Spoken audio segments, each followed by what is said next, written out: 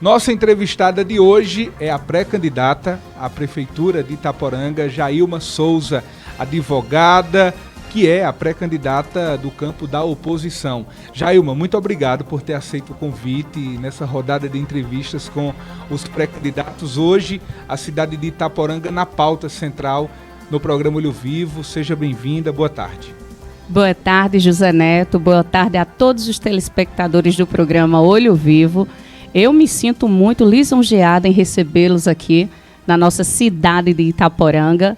Como sabem, em ano eleitoral é muito importante a imprensa contemplar a participação e a apresentação dos pré-candidatos.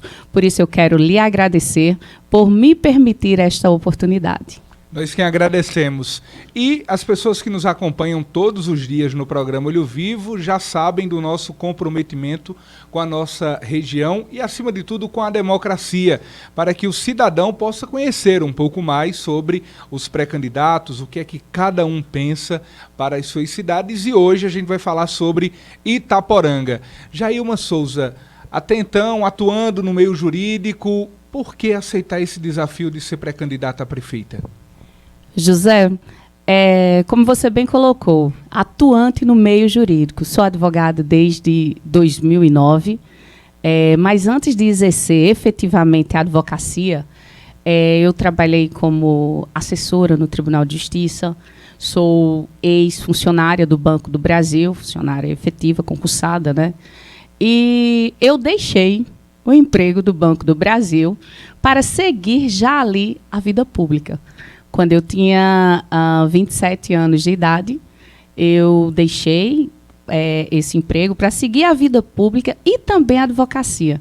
Na ocasião, no ano de 2013, assumi a Secretaria de Administração aqui no município de Itaporanga. E aí passei a somar uma experiência política maior, embora já seja de uma família de políticos. Eu nasci na política, e não é exagero dizer. Meu pai, o saudoso Zeca da Encarnação, por isso também sou muito conhecida como Jailma de Zeca, né, filha de Zeca da Encarnação. Ele foi um político bastante atuante da região de Igaraci, na época Boqueirão dos Cochos. E depois de vários mandatos lá, inclusive como vice-prefeito também, na época do doutor Dejaci Brasileiro, veio para aqui, para a cidade de Itaporanga, na década de 90. E aí elegeu-se vereador por 3 vezes e também, atualmente, eu tenho um irmão, vereador Jailson de Zeca, que está no seu 3º mandato, e também como pré-candidato na disputa pelo 4º. Ou seja, eu venho de uma raiz política e de uma experiência também sempre vivida junto à população. Eu, particularmente, eu sigo isso, não é só uma questão cristã de vida, mas servir ao povo foi o exemplo maior que eu tive desde cedo.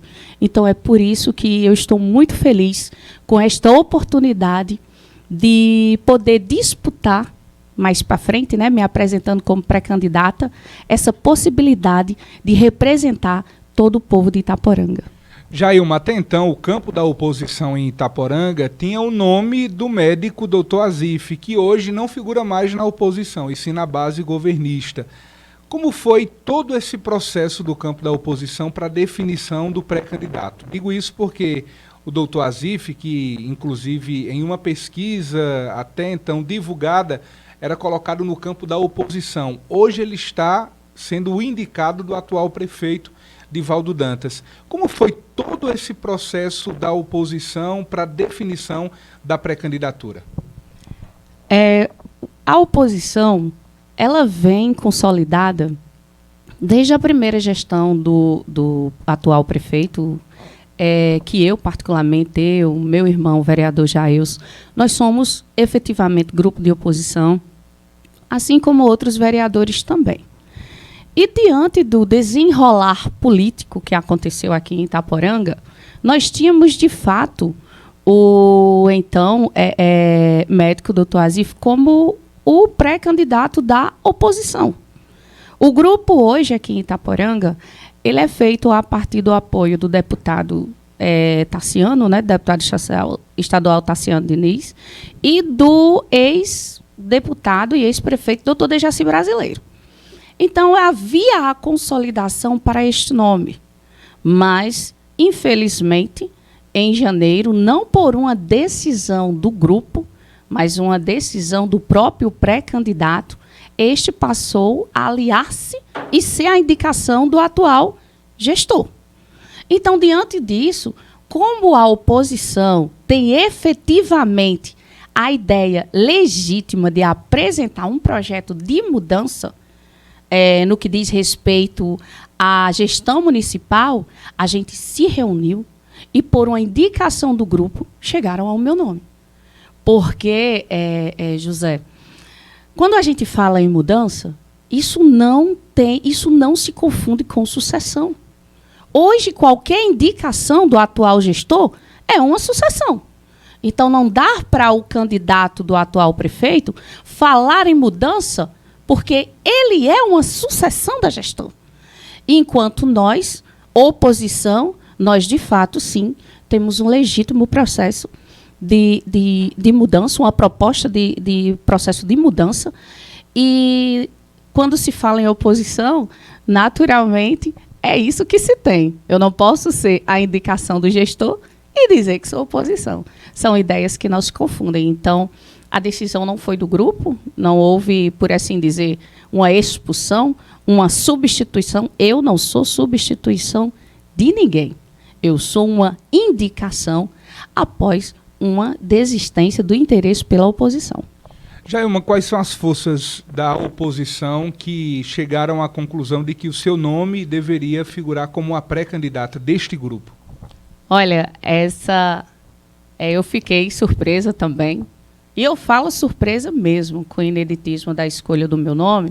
Embora eu seja uma pessoa que já tem engajamento político, como lhe falei, desde sempre, seja alguém atuante mesmo na política itaporanguense, não é de hoje, eu conheço todos os setores dessa cidade, já trabalhei com inúmeros ex-gestores.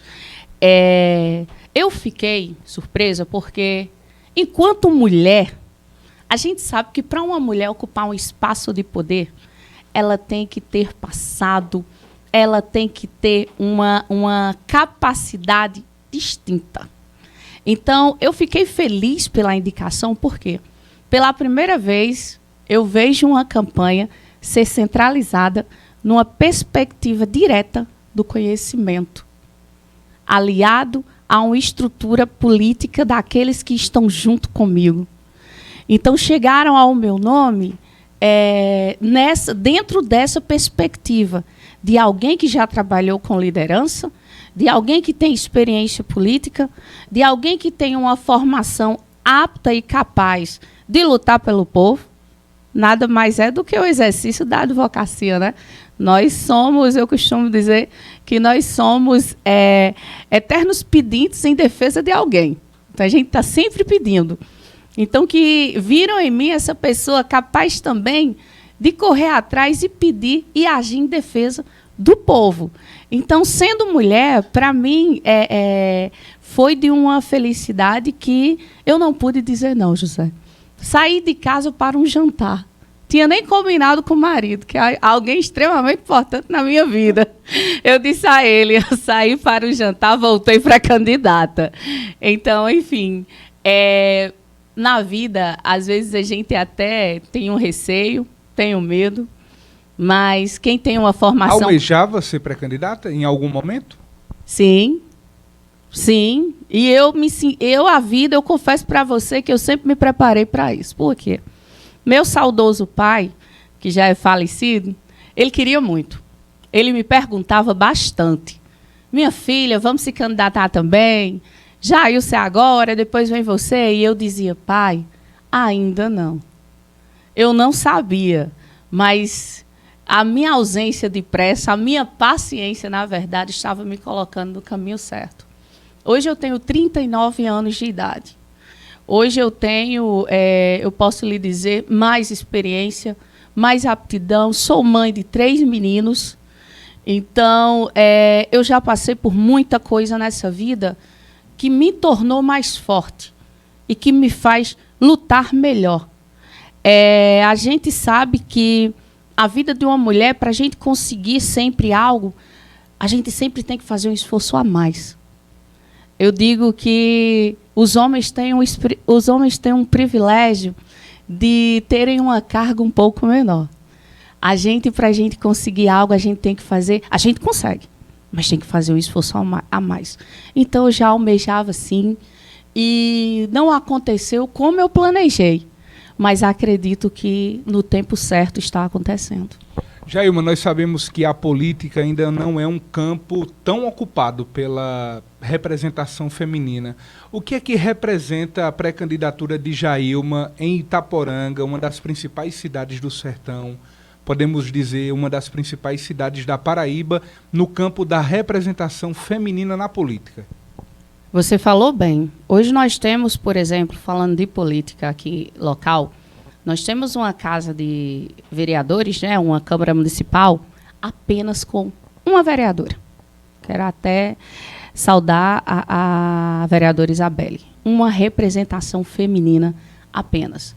Nós sabemos que hoje os partidos eles têm a obrigação legal de cumprir o quórum feminino, no tocante ao requisito de gênero. Mas, mesmo este quórum sendo preenchido, poucas são aquelas que têm uma possibilidade, uma perspectiva efetiva de vitória. Então, eu, como pré-candidata, eu represento a oportunidade de muitas mulheres. Eu represento a oportunidade de mulheres que são mães, de mulheres que são profissionais, donas de casa também, porque, além de profissional, sendo mãe de 3 filhos, eu não tenho como não ser dona de casa. E, principalmente, uma mulher que veio lá de baixo. Eu digo lá de baixo porque não nasceu em berço de ouro, que conseguiu tudo nessa vida através da educação. Então, eu quero ser a realidade para as mulheres que se espelham em mim.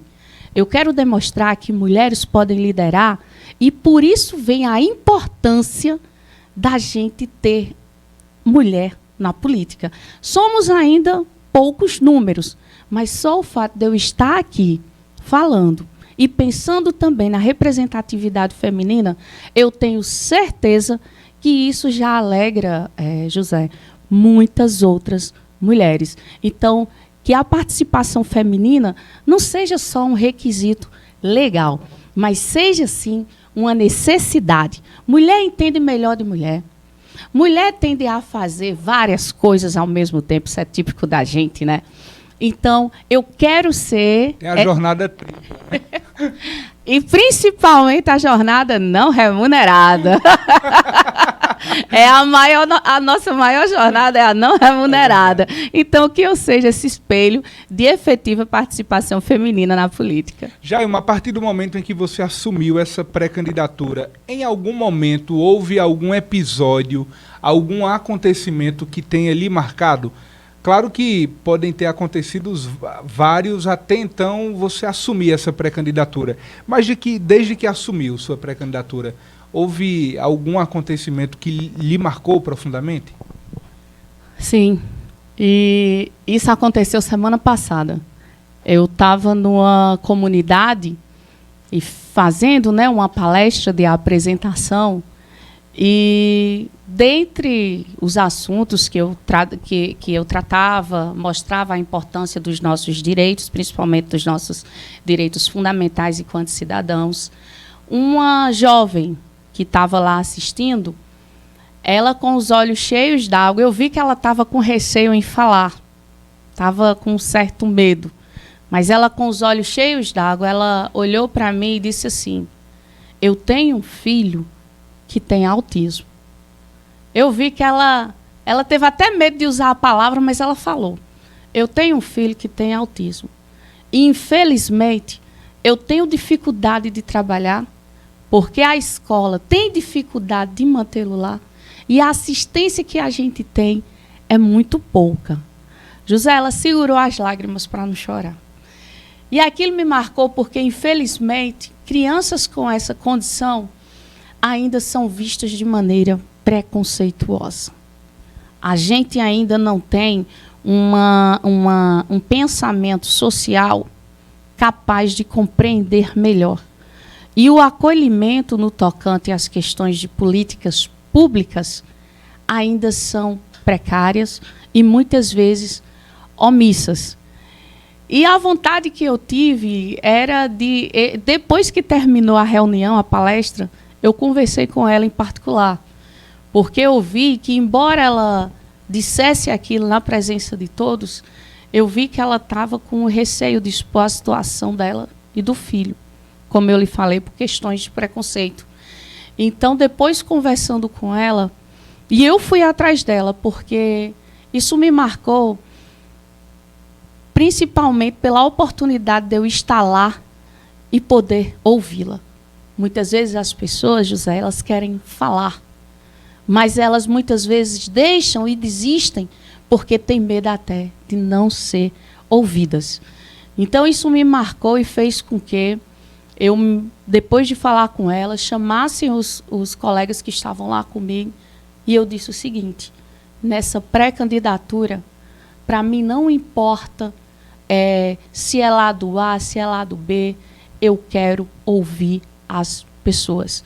Porque é a partir disso que a gente constrói a apresentação de propostas que podem ser efetivamente realizadas no futuro. Então, ouvir as pessoas tem sido algo assim mais impactante, o que mais tem me marcado nessa jornada. E o quanto eu puder estar lá, estar presente para ouvir, dialogar com essas pessoas, assim estarei.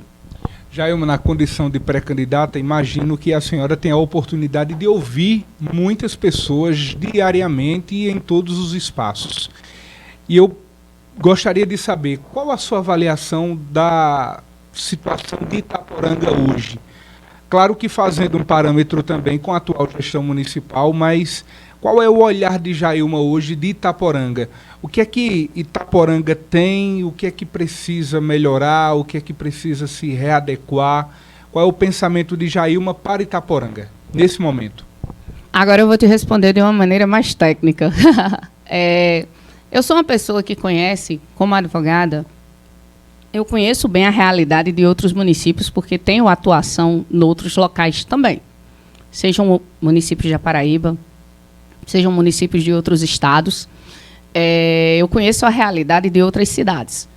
E quando eu vejo Itaporanga, numa visão técnica, já que eu tenho especialidade também em gestão pública, direito administrativo, né, que trata exatamente sobre isso, sobre a administração pública, vendo Itaporanga, eu nunca deixei de observar, até porque moro aqui, eu vejo que a nossa cidade, do tocante ao poder público, ainda carece e é ausente de planejamento de ações. Eu vejo aqui, não só aqui em Itaporanga, como outros municípios, muitas gestões trazerem projetos de consultorias que vêm de outros locais, que não conhecem a realidade local, simplesmente pega aquele projeto e implementa aqui na cidade, numa realidade completamente distinta. Então, a ausência de planejamento, naturalmente, incorre em ações ineficazes. Se a gente fosse aqui elencar questões de saúde, questões de educação, questões de infraestrutura, questões de auxílio social, nós nem teríamos espaço para isso. Porque, por exemplo, eu vou te falar da saúde. A gente tem municípios menores do que Itaporanga, aqui do Vale do Piancó, que tem casa de apoio em João Pessoa, para os pacientes do transporte de atendimento fora do domicílio, né? E nós não temos. Itaporanga, um município desse porte, não tem casa de apoio. Outro exemplo que eu acompanho bastante, do esporte. Eu pratico esporte até hoje, viu? Inclusive na sua cidade, Cajazeiras. Tem o pessoal lá do time de vôlei de Doda, do pessoal da ABB também. Já fui lá várias vezes, já disputei, tradicional, viu? Né? E tinha até uma rivalidadezinha natural do esporte, né? Então, falando de esporte, pronto. Aqui nós não temos uma quadra comunitária. Tínhamos. Uma foi demolida, a outra do quartel, que tem vínculo com o Estado, né? Hoje serve de depósito de moto. As quadras que nós temos ou são privadas ou são de escolas. Mas e a comunidade? Como eu vou colocar, como eu vou ocupar um jovem, como eu vou ocupar uma criança que quer seu lazer, né? Aí eu costumo... Então, assim, José, esse tipo de situação só mostra a ausência de planejamento. Então, o gestor, ele tem que estar efetivamente participando da administração municipal. Ele não vai governar sozinho. É tanto que existem o quê? As secretarias, os órgãos, né?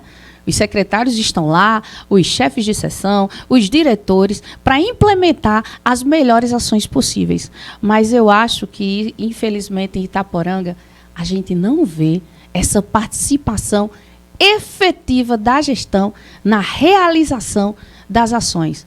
Quando a gente fala de gestão pública, eu não falo só de normas, de leis aprovadas. Eu preciso da implementação, que a coisa aconteça como deve ser. Por exemplo, quando eu finalizei a conversa com essa senhora sobre o centro lá, onde o filho dela, que tem autismo, faz acompanhamento, ela olhou para mim e disse: doutora, na sexta-feira lá não tem ninguém. Vai lá na sexta-feira à tarde. Então, assim, quando eu trago uma ideia, eu não preciso só mostrar que estou trazendo. Enquanto gestor, eu preciso mostrar que estou realizando aquela ideia. Então, no panorama do poder público de Itaporanga, eu vejo, assim, resumidamente, a ausência de bastante planejamento, a ausência de planejamento na realização das ações. Se a senhora pudesse definir a atual gestão do atual prefeito Divaldo em uma frase ou em algum pensamento, que a senhora definiria? É uma gestão... É melhor uma frase. Eu vejo a gestão bastante encorpada. Encorpada de muita gente. É a definição que eu tenho, porque basta você olhar os números de contratos. Hoje, atualmente, são 428 servidores contratados. Temos 90 ocupantes de servidores com cargo em comissão. Temos 600 e poucos servidores efetivos e mais os eletivos. Então, eu vejo uma gestão muito encorpada, ou seja, uma gestão que naturalmente tem aí uma despesa de pessoal bastante elevada. E muitas vezes uma despesa de pessoal bastante elevada não quer dizer que haja uma efetiva, uma eficiente realização dos serviços públicos. O que fazer para equilibrar? A gente tem visto, por exemplo, nas gestões de que existem muitos cargos em comissão, muitos cargos contratados e poucos cargos concursados, de pessoas que estudam e passam no concurso público. Como equilibrar essa balança? Por exemplo, Jailma defende redução no número de contratados e realização de concurso público? Itaporanga, ela, de acordo com os números, se ela é um município que tem 428 contratados, naturalmente ela tem a necessidade do serviço público, da realização do concurso público, até porque um contrato temporário, pela lei, ele deve viger de 6 por mais 6, né? Prorrogado por mais 6 meses. Então, naturalmente, há necessidade do concurso público. E uma forma de implementar ações... E aí, no concurso, você traz a disputa, né, ampla para qualquer pessoa que queira concorrer a tais vagas. Então... Mas a gente sabe que, na maioria dos casos dos cargos contratados, eles ficam por muito mais do que 6 e prorrogado por 6. Fica muito mais tempo do que isso, né? É o que tem gerado alguns processos para os ex-gestores, né? Inclusive, aqui em Itaporanga, já houve uma recomendação ministerial, né? O Ministério Público recomendou que houvesse a exoneração, né, de a rescisão de tais contratos. Mas, se você olhar a folha hoje, ainda tem esse número. Então, o contrato, ele sempre vai haver a necessidade. É tanto que a natureza dele é excepcional. O município sempre vai ter a necessidade de contratar alguém para prestar determinado serviço. Seja para tirar uma licença, seja devido à urgência da realização do serviço. Então, um município que tem essa quantidade de servidores, certamente deve estar além do limite prudente, né, do limite constitucional prudente de despesa de pessoal. E isso nenhum gestor quer. é como eu estou lhe falando, às vezes até faz, mas as consequências vêm depois, porque você pode até deixar de ser gestor, mas o que você fez, você ainda continua a responder pelos seus atos, né?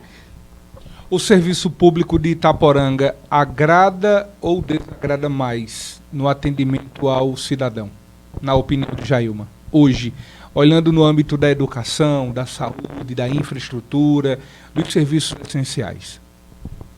Pelas reclamações que eu escuto, vou falar particularmente que desagrada mais. E se eu estou aqui é porque eu sei, eu também concordo e vejo que desagrada mais. Porque se eu não concordasse, eu não estaria fazendo oposição. Se eu pensasse diferente, eu não estaria fazendo oposição. Desagrada porque as reclamações são inúmeras, não só para mim. A gente escuta isso nos programas de rádio diariamente. A gente escuta reclamações, seja da saúde, por exemplo, como você tocou aí, vou citar a saúde nesse período que a gente está vivendo de viroses, de doenças sazonais. As pessoas reclamam bastante o seguinte: olha, eu estou com um quadro que eu não sei se é gripe, que eu não sei se é Covid, vou no posto de saúde, não encontro médico. Não estou, eu vou falar popularmente, não estou para morrer, mas também não estou bem. Aí vou no PSF, não encontro médico. Chego no hospital, sou rejeitado porque o hospital é de quê? Urgência. E como é que fica essa pessoa? Fica lidando com uma situação que pode, de fato, se agravar e aí chegar no hospital, posteriormente, num quadro mais grave. Então, essa reclamação, ela é constante aqui em Itaporanga. Outro dia, chegaram para mim e disseram: no nosso postinho, não prioriza quem mora na zona rural. A gente tem que chegar às 5 da manhã para pegar uma ficha, correndo o risco de não ser atendido. Tem um limite de ficha, então o médico ele atende pelo limite de ficha e não pela carga horária. E médico de PSF é carga horária, não é limite de ficha. A lei estabelece a quantidade de horas que ele tem que estar no PSF durante o dia. A ausência também de atendimento odontológico. E, assim, quando a gente fala de educação, basta, mudando agora um pouco, basta olhar o IDEB de Itaporanga, como os números são baixos. Então, reclamações são constantes todos os anos, José. É reclamação de merenda, é reclamação de fardamento, é reclamação de material didático. E aí eu lhe digo mais uma vez, por que outros municípios possuem uma assistência efetiva e Itaporanga não tem? Então, esse alerta serve para a população, para pensar nisso, porque nós somos um município de um porte considerável. Então, tais situações não deveriam estar acontecendo. A senhora falava sobre a saúde. Itaporanga tem o hospital distrital, que, embora seja mantido pelo governo do estado, há contrapartida do município também para que haja um serviço de qualidade à população.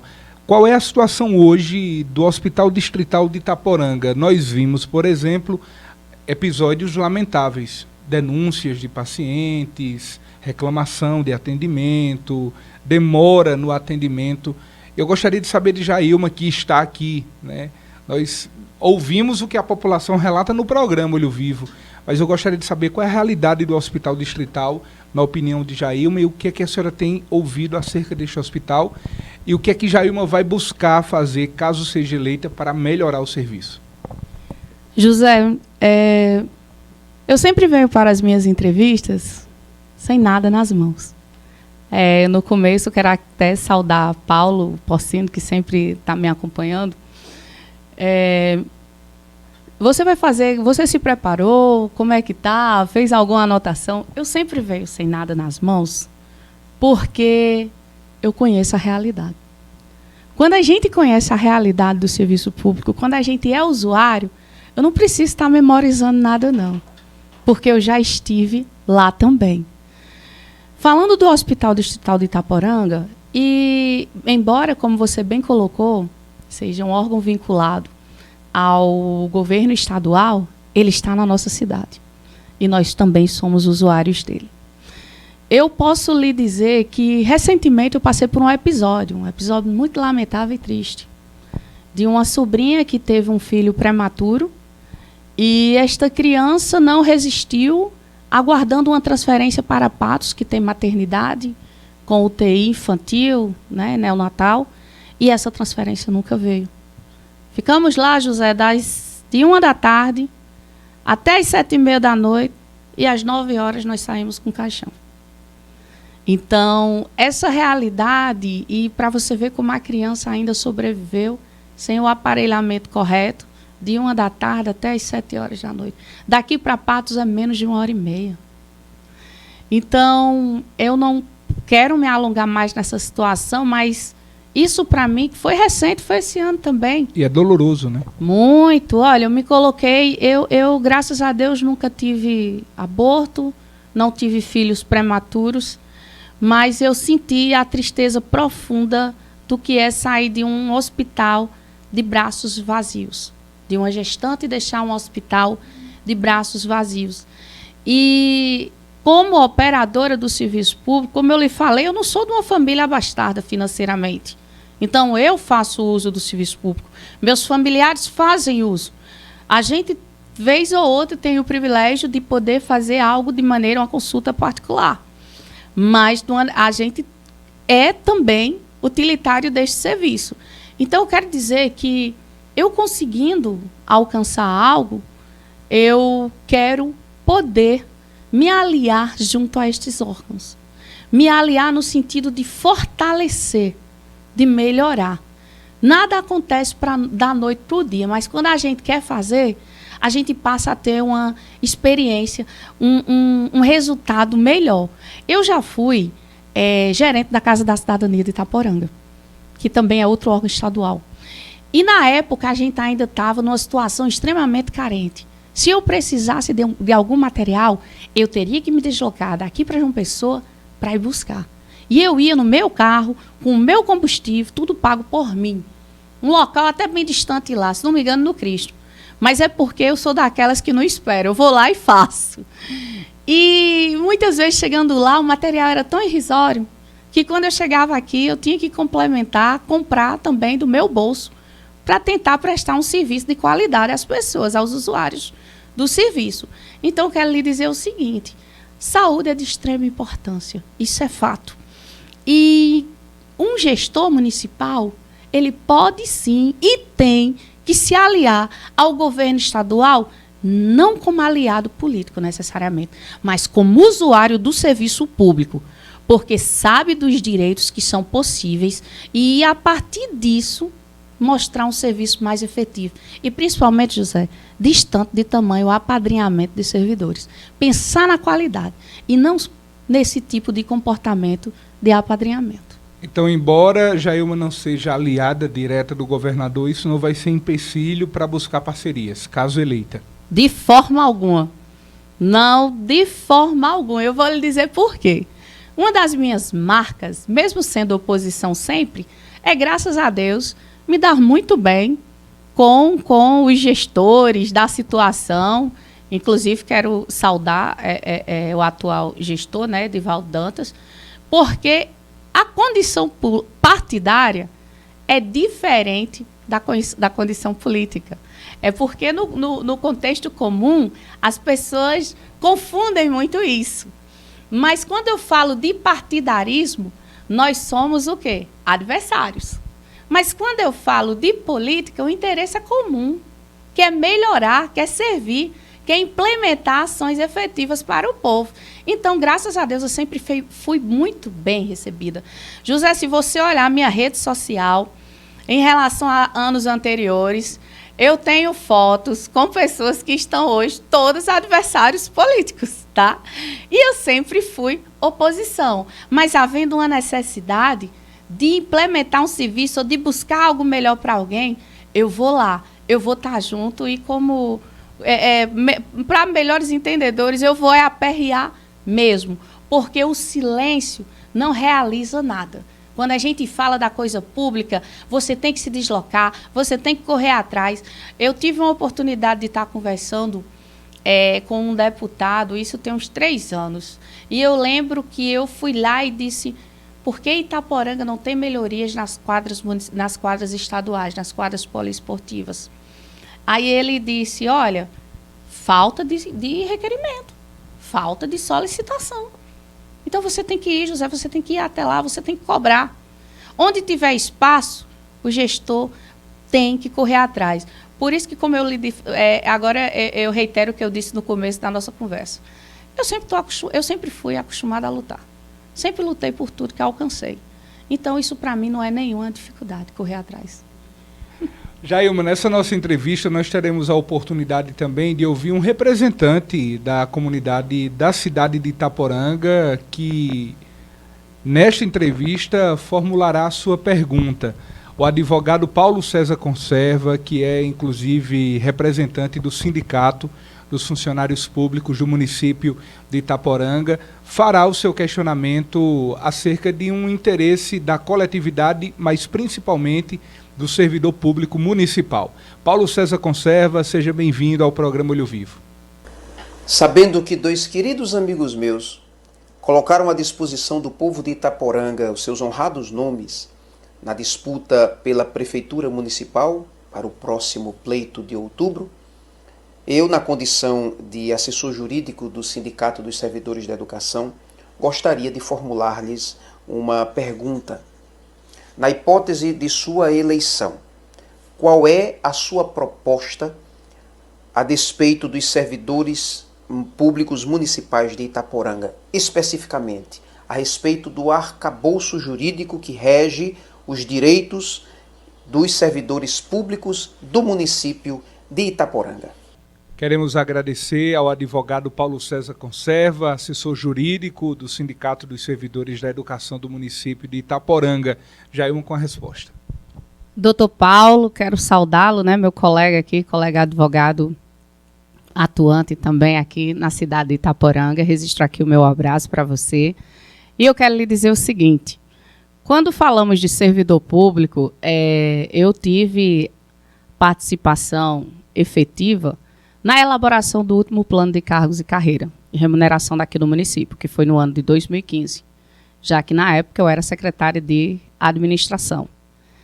E eu vejo como tem sido a implementação deste plano, ou seja, eu fiz parte da elaboração, mas não fiz parte da implementação. Só que, falando no tocante a direitos dos servidores públicos, de 2015 para cá, muita coisa mudou. E eu vou destacar aqui um exemplo que diz respeito à revisão da flexibilidade de carga horária. Nós tivemos alguns aprimoramentos que aconteceram a nível federal. E eu vou citar aqui a categoria dos agentes de endemia. Os agentes de endemia, inicialmente no plano, eles tinham uma carga horária T40, que são as chamadas 40 horas semanais, 8 horas diárias. Mas aí, quando eles passaram a ser reconhecidos como profissionais de saúde, e esse reconhecimento veio a nível federal, com implementação do piso deles também, logo posteriormente, na época, então, o presidente, foi quando Michel Temer assumiu, ele destacou na lei que a carga horária daqueles agentes em locais que fossem quentes, locais de sertão, regiões de sertão, poderiam ter sua carga horária flexibilizada. Ou seja, ao invés de trabalharem 8 horas diárias, poderiam implementar o seu serviço numa carga horária menor, devido às condições climáticas locais, dentre outros. Isso está na lei lá. E aqui, inclusive, Itaporanga passou a utilizar isso. Eles têm hoje uma carga horária menor, contínua, no período matutino. Mas isso, José, não está na lei. Não está na lei municipal dos servidores públicos. Então, essa flexibilidade de carga horária é uma realidade que já existe de fato, mas não existe de direito. Então, isso mostra que o plano pode passar por uma revisão para assegurar isso. Sabe por que isso é importante? Hoje, como eles são reconhecidos como profissionais de saúde, eles podem acumular cargos, né? E muitos agentes de endemia são ou enfermeiros ou técnicos e possuem outro vínculo. E toda vez o município barra na dificuldade de dizer que o acúmulo não é possível porque na lei, registra-se lá 40, quando, na verdade, o período contínuo não são de 8 horas. Se não me engano, atualmente são de 6 horas. Então, colocando isso na lei, oferece uma melhoria e assegura os direitos desta categoria. Então, assim, esse é apenas um dos exemplos que podem ser implementados. Mas, além disso, eu vejo também a necessidade de melhorias no procedimento da promoção funcional, que hoje há um quórum estabelecido que eu, particularmente, considero um tanto alto para o servidor alcançar aquela progressão que ele pleiteia. Então, eu vejo o seguinte, hoje o servidor público efetivo, ele precisa da implementação das vantagens que a lei traz. Outro exemplo, nós temos a questão da insalubridade. A insalubridade, ela tem um período de revisão. A gente tem categorias que tiveram que lutar judicialmente para que se implementasse o que está na lei.